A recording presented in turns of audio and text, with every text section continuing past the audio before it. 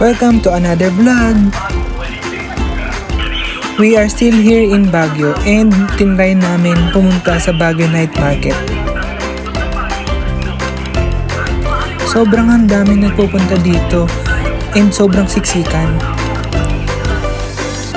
Kaya in the end, nag-food trip na lang kami dito sa Baguio Night Market. Sobrang dami pala nagbebenta ng pagkain dito.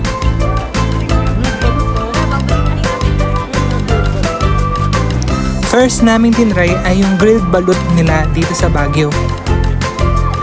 Sobrang haba din ng pila pero nakabili din kami.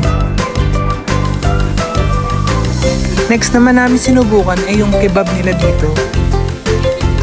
Ang tagal nga namin din hinintay yung kebab namin, pang 100 plus ata kami pumila dito. Kaya tinry muna namin mag-barbecue dun sa tabi nito. Hindi na nga kami nakapag-video ng misis ko. Kaya yun lang. Bye! See you in our next vlog.